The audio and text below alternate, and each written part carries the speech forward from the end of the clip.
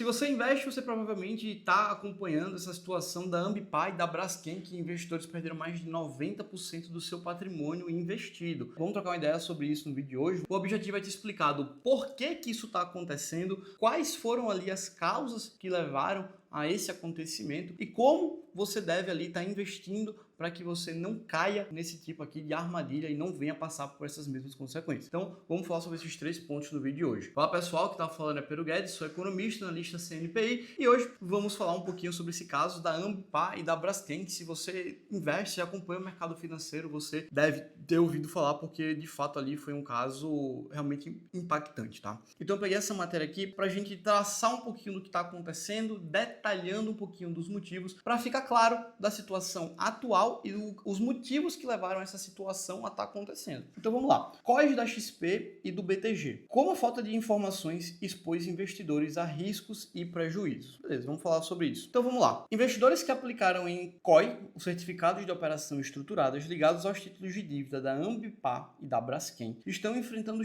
perdas que chegam a quase 93% do valor inicialmente investido, segundo o comunicado enviado pelas instituições dos assessores de investimentos. O colapso desses investimentos, distribuídos principalmente pela XP e pelo BTG, tem provocado frustração e levantado dúvidas entre os investidores sobre a transparência, a qualidade das informações oferecidas e os riscos efetivos envolvidos, tá? Então, a gente já explica já o que é um COI e por que esses COIs dessas empresas chegaram nesse ponto. No caso envolvendo a Ambipar e a Braskem, os COI eram do tipo de crédito, ou seja, baseado em títulos de dívida emitidos pelas próprias empresas. Quando a situação financeira do emissor piora, o valor desses títulos no mercado tende a cair, o que pode gerar perdas significativas para quem investia nele. Então vamos falar um pouquinho sobre isso, tá? Primeiro, explicar o que é COI, né? Esse aqui é o ponto-chave. Então, COI, o Certificado de Operação Estruturada, é um tipo de investimento, se é que dá pra gente chamar isso de investimento, né? Que ele é muito oferecido principalmente ali por assessores de investimento que trabalham no modelo de comissão. Calma que eu já explico o que é esse modelo de comissão. Mas o COI, ele é um tipo de investimento que ele é muito complexo de ser explicado, porque ele tem muitas letrinhas pequenas e acaba que basicamente você ali, se você não ler toda a lâmina do COI, toda a lâmina do prospecto,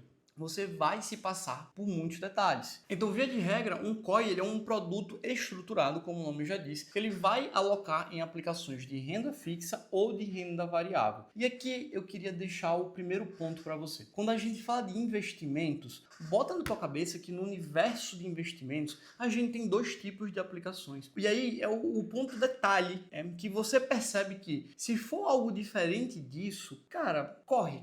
Que ponto é esse? Dos investimentos a gente tem 2 grandes grupos, que é renda fixa e renda variável. Note que aqui você está investindo num produto que vai estar investindo em renda fixa ou em renda variável. Então já não é algo diretamente ligado, é algo que vai passar no meio do caminho por uma estrutura. Então por aqui já nota, investimento que você deveria fazer é, ou você vai investir em renda fixa, você vai pegar seu dinheiro, vai emprestar ali para um banco, para o governo, para a empresa e receber o dinheiro de volta. Ou você vai virar sócio do negócio, você vai comprar ações do negócio. E aqui não estou deixando de lado cripto, até porque cripto, ouro, não considero como investimento, considero como reserva de valor, tá? Então tem esse ponto. Mas, basicamente, os COIs, eles são vendidos para vocês com aquela ideia de que invista seu dinheiro no COI e você vai ter ali o seu capital protegido. Se você investir 100 mil no COI, você não vai ter perdas. O máximo que você pode ter de prejuízo o pior cenário é você ficar com aquele valor investido depois de 10 anos. Então você investe hoje em 2025, em 2035, se tudo der errado, você fica com os mesmos 100 mil que você investiu. Então o COI geralmente ele é vendido dessa forma. Isso é o que a gente chama de um COI de capital protegido, que no final do período você ali vai ficar com o seu valor investido. E o outro COI é o COI que não tem esse capital protegido. Então você pode ter perdas mesmo ali no final, tá? Então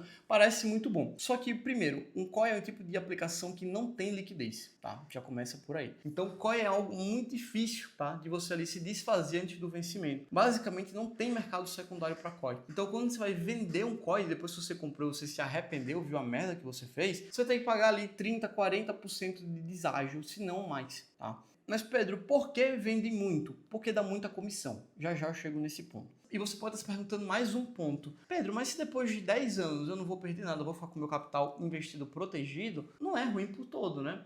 Quando você investe, você tem que sempre colocar na sua cabeça o que a gente chama de custo de oportunidade. Se eu invisto no ativo A ao invés de investir no ativo B, eu estou deixando ali de ter algum retorno potencial em relação a ter investido em outro. Se eu opto por investir nesse, eu estou abrindo mão de investir em outra coisa. E qual é a aplicação mais segura que a gente tem no Brasil? São os títulos do Tesouro. Tesouro Selic. Então, note que eu vou passar 10 anos, tá? 10 anos. No final do período eu vou ter o mesmo valor que eu investi. A probabilidade é muito grande, tá? A cada 10 COIs, 9 não dão certo, não prestam. Então, o que acontece? É que você perdeu toda a taxa de juros durante esse período. Note que a Selic hoje está 15% ao ano. Ou seja, não vai ficar 15% ao ano por os próximos 10 anos, mas, cara, você perdeu 15% esse ano, você vai perder 12% no próximo, 10% no outro. Então, você está deixando o custo de oportunidade muito grande de lado. Então, sim, COI, mesmo um capital protegido, é algo muito ruim. E aí, como é que ele te vende? Ele fala basicamente assim, vamos fazer um COI de ações no exterior para você. A gente vai colocar Apple, Nvidia,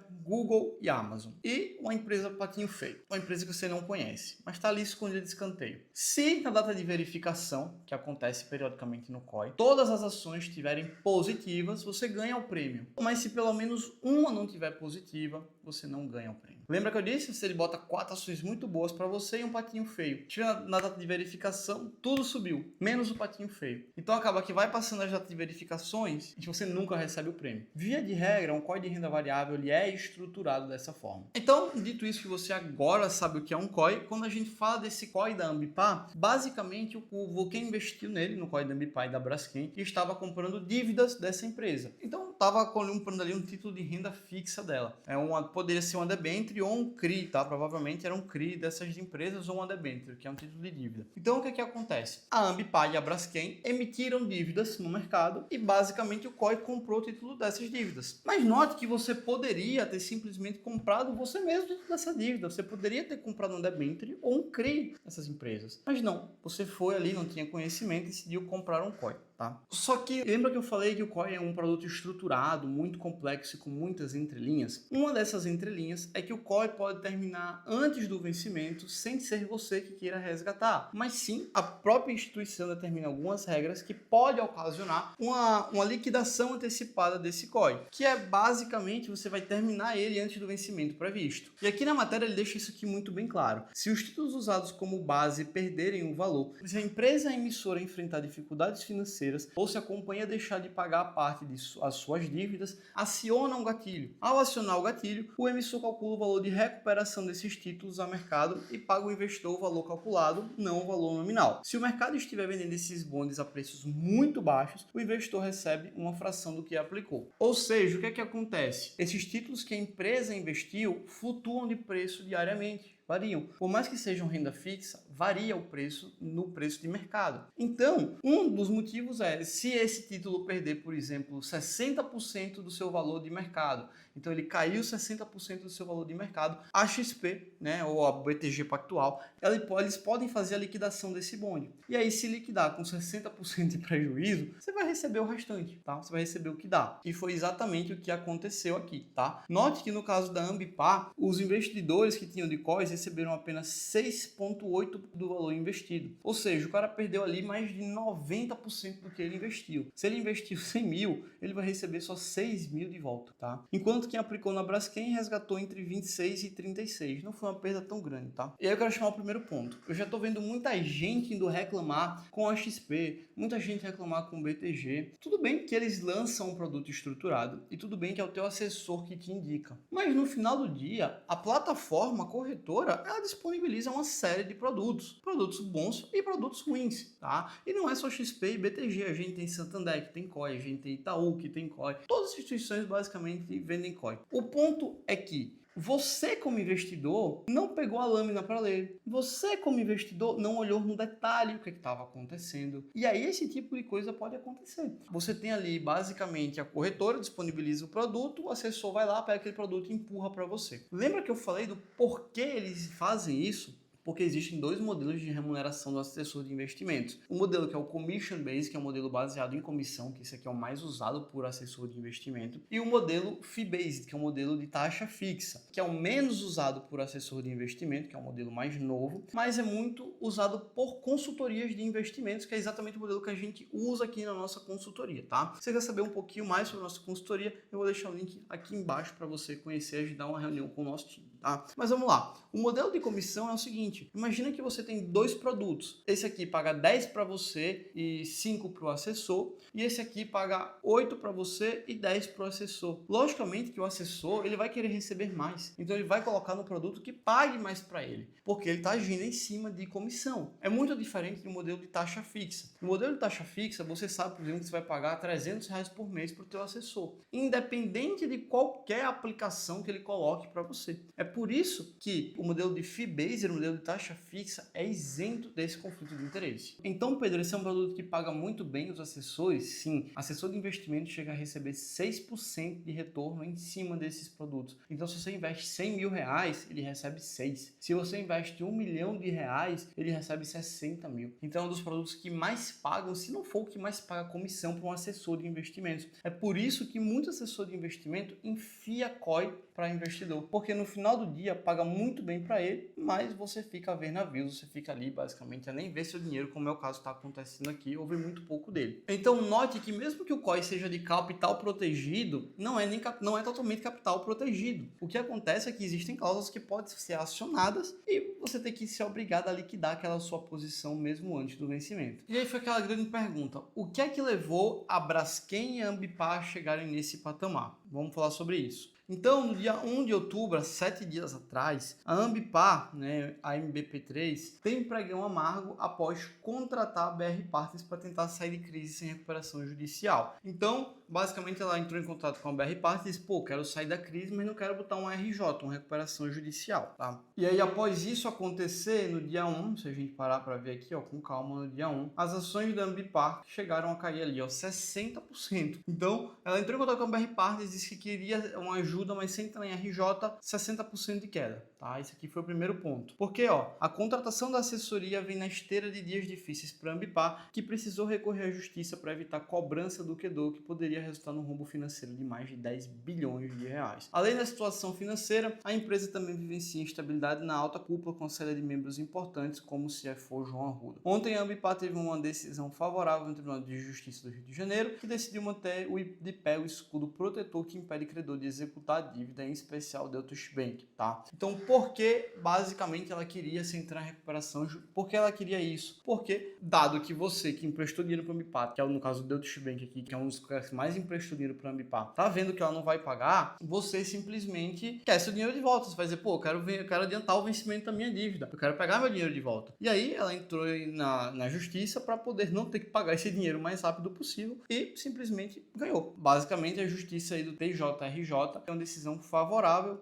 à Ambipar. E essa decisão impede que credores acelerem as dívidas vinculadas após um conflito que envolveu exigência adicional de garantias relacionadas ao Green Bonds, título de dívida verdes emitido no exterior. Então, basicamente, a Deutsche Bank emprestou dinheiro para a Ambipar. Aí eles queriam basicamente acelerar o pagamento dessas dívidas, certo? Porque eles viram que talvez as garantias que a Ambipar forneceu não eram suficientes. A Ambipar entrou na justiça para poder não ter que pagar essa dívida acelerada, e aí basicamente ela conseguiu um fôlego para não ter que pagar essa dívida o mais rápido possível. Os empréstimos chegam na casa de 550 milhões de reais. Então, no dia 1 teve esse pequeno detalhe. Só que no dia 3, olha o que aconteceu. As ações derretem quase 60% enquanto o mercado tenta rastrear onde está o caixa da empresa. Então, se a gente parar para ver lá no dia 3, então do dia 2 para o dia 3, caiu mais 49%, tá? E aí, desde o período histórico, a Ambipar já caiu 74%, mas se a gente parar para ver desde a máxima histórica, a Ambipar caiu 97%. Por isso que aquelas garantias ali foram acionadas, tá? E o que aconteceu com o caixa da Ambipar? Vamos entender um pouquinho mais. E quando tenta reestruturar as finanças em crise sem recorrer à recuperação judicial, a Ambipar enfrenta uma onda de desconfiança no mercado. A quantidade de apostas vendidas movimentos shorts disparou desde agosto, agora com quase 32% das ações em circulações shorteados, ou seja, tem 32% todo mundo que negocia a Ambipar apostando que ela vai continuar caindo. Isso é muito ruim para a empresa, porque ela não vai conseguir subir desse jeito, tá? Note que 1/3 de quem está na Ambipar está apostando que vai cair. Nos últimos dias, a taxa média do aluguel do papel disparou, passando de 3 para quase 400 em 1 de outubro. A crise se intensificou após a reportagem do Broadcast e do Valor Pipeline, levantando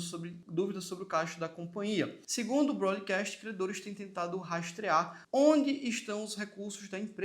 Fundos afirmaram que desde a semana passada há indícios que apenas 80 milhões, ou seja, 400 milhões de reais foram encontrados. E aí um ponto-chave é que foram encontrados 400 milhões num caixa que a Ambipar declarava de 4 bilhões, tá? É grana, tá? É grana que tecnicamente sumiu. E aí pra gente entender, olha só. Já o Pipeline apurou que um FDIC, apontado como parte do caixa, realizou movimentações recentes, incluindo uma captação de 1,2 bi e aumento de provisão contra calotes. Os credores e gestores questionaram se tais valores poderiam ser contabilizados como caixa, já que se trata de créditos com fornecedores e não recursos líquidos disponíveis. Um gestor vindo pelo Money Time alertou que se confirmado que o caixa caiu de 4 bi para algo entre 600 e 1,8 bi. A situação pode adicionar covenants e abrir caminho para uma disputa judicial em grandes proporções. E aí, para você entender essa questão do caixa, imagine o seguinte: a Ambipar, ela é um grupo, ela tem algumas empresas ali dentro. E esse grupo criou um fundo de investimento de direito creditório, o famoso FDIC. Tá? Então, nota que a gente tem a Ambipar, que ela é um grupo de empresas ali dentro, e criou um fundo de investimento. Esse fundo foi chamado de Fênix. Qual era o objetivo desse fundo? Era dar dinheiro antecipado para a Ambipar, os famosos recebíveis. Se você investe em CRIs ou em CRAs, isso é um recebível. Como é que funciona isso na prática? Então imagina ali que você é uma empresa, uma lojas Renner,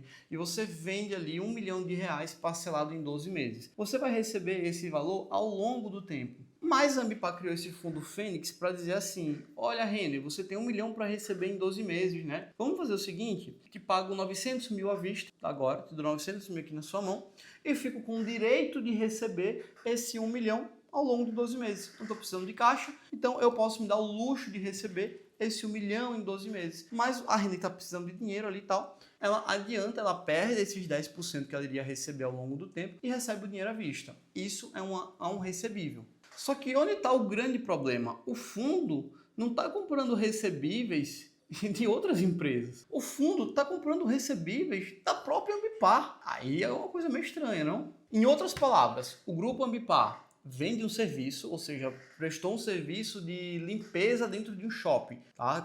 Coletar dejetos dentro de um shopping. Essa empresa, ela vai receber esse valor ao longo do tempo. E aí essa empresa do grupo da Ambipar, ela vai receber esse valor dessa coleta de resíduos no shopping ao longo de vários meses. E aí ela vende esse direito de receber, né? Então ela quer receber o dinheiro à vista agora, e aí quem está comprando o direito vai receber ao longo do tempo. Só que ela vende para quem? Ela vende para o fundo que é dela mesmo. Ela está vendendo para o fundo Fênix. E nesse ponto, o fundo vai lá e adianta o dinheiro para aquela empresa do grupo Ambipar que fez a limpeza do shopping. Só que você está notando que quem está injetando dinheiro dentro da empresa da Ambipar que fez a limpeza do shopping é a própria Ambipar, já que a Ambipar é dona do fundo Fênix. Vocês conseguem notar que alguma coisa não faz sentido nisso aí? Que tá uma falcatrua? E aí essa ilusão criada, eu gosto até de fazer uma analogia para ficar mais fácil. Imagina que eu, Pedro, vou receber R$100 do amigo meu em 3 meses, tá? Então, beleza. E aí, para ter esse dinheiro agora, eu vou criar uma espécie de cofre. Vai se chamar Fundo Pedro Fênix. Vamos dizer que é o nome do cofre. E aí, o que é que acontece? Eu pego um papelzinho e coloco dentro desse cofre. Eu vou receber dinheiro do meu amigo em 3 meses. R$100 em 3 meses. E pego o dinheiro e boto dentro do cofre. Na prática, eu só vou receber esse dinheiro daqui a 3 meses. Só que o que foi que eu fiz? Como eu vou receber daqui a 3 meses, eu criei esse fundo para antecipar recebível, e esse fundo é meu.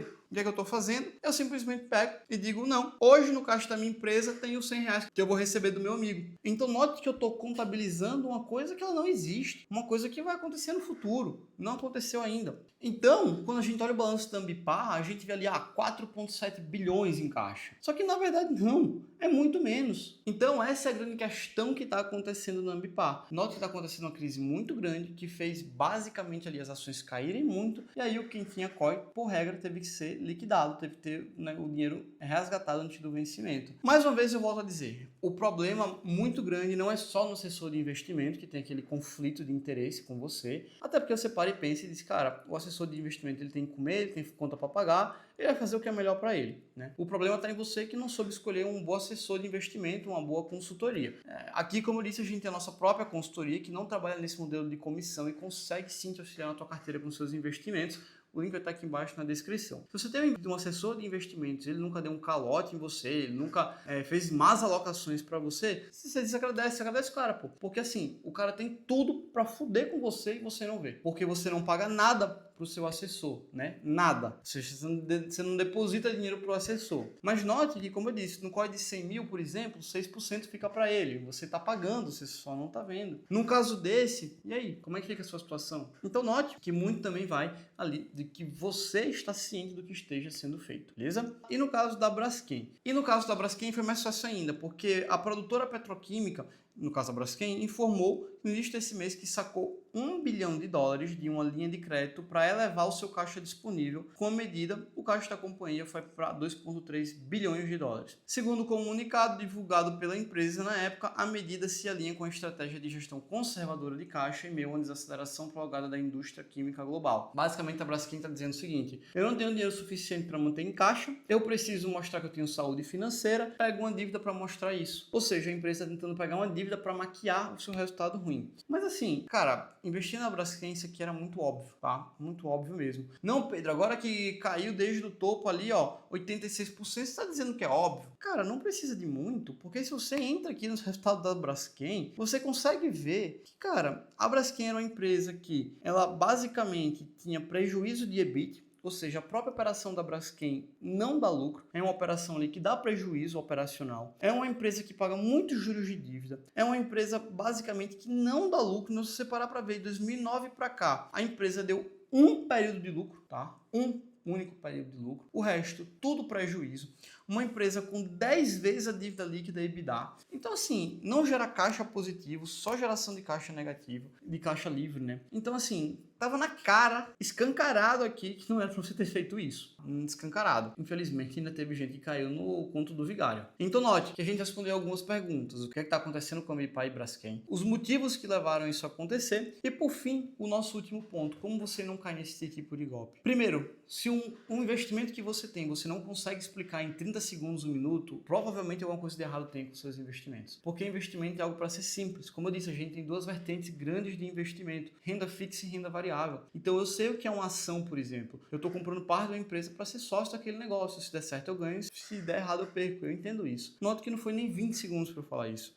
Vou comprar um título do Tesouro Direto, vou estar emprestando dinheiro para o Tesouro para ele me pagar juros de volta por isso. Então noto que investir é algo simples. Só que quando você bota um negócio estruturado, que é bonito o nome, né? Bonito o nome estruturado. Na prática, cara, só vem para ferrar você. Como é que você não cai nisso? Primeiro, veja se você tem um assessor de investimentos, qual modelo que ele está ali atuando, se é modelo de commission base ou modelo de fee base. Segundo, não terceirize a culpa querendo colocar a culpa na XP, no BTG, no Itaú, no Santander. Cara, as corretoras é que nem o supermercado. Vai disponibilizar vários e vários produtos, mas nem tudo que tem no supermercado você compra. Por que você vai ter que comprar tudo que está disponível? Esse é outro ponto. Então, mais ali é o que o teu assessor ele te vendeu e onde é que estava o seu senso crítico de perguntar, de questionar, de entender que investimento era aquele, de entender por que você está comprando aquele tipo de investimento. Dessa forma, você conseguiria sim ter evitado esses problemas, porque é muito óbvio. Pedro, mas eu não sei ler um balanço, não sei o quê. Aí você pode entrar dentro do nosso treinamento IZT, porque lá eu te ensino de fato a ler um balanço como esse, a entender sinais, porque isso aqui é óbvio, é muito óbvio. Se você vai olhar os resultados da Ambipar, cara, de fato, os resultados da Ambipar não é um bom resultado, pô,